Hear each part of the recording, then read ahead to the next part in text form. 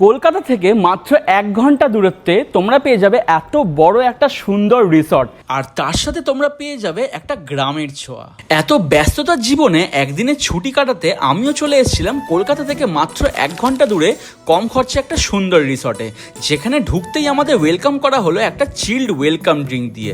তারপরে check in করলাম আমাদের রুমে, আর এখানে থাকছে সব মডার্ন অ্যামিনিটিস। আর খালি তা নয়, তোমরা এখানে 7 ক্যাটাগরিজ রুমও পেয়ে যাবে। আর তার সাথে যদি এরকম একটা সুন্দর ব্যালকনি থাকে, আর কি চাই। মানে কি সুন্দর ভিউটা, জাস্ট দেখো।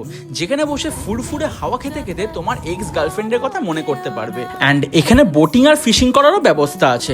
আর দুপুর 2টো বাজতে না বাজতেই আমাদেরকে লাঞ্চে ডাকা হলো, যেখানে ছিল এলাহি আয়োজন, চিকেন, মাটন, চিংড়ি মাছ, মানে কি নেই।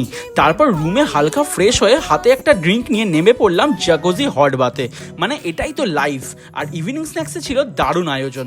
তারপর রেস্ট নিয়ে ডিনারটা রুমেই সেরে ফেললাম। আর পরের দিন উঠে একটা দারুণ ব্রেকফাস্ট করে হোটেল থেকে চেক আউট করলাম। আর হ্যাঁ, এখানে একটা আইল্যান্ড আছে যেখানে তোমরা যে কোনো অকেশনে বুক করতে পারবে। আর রিসর্টটার নাম হচ্ছে জলছবি ইকো রিসর্ট, যেটা হাড়োয়া স্টেশন থেকে টোটো করে একদম 10 মিনিট। আর বাকি ডিটেলসটা আমার ক্যাপশনে লেখা আছে।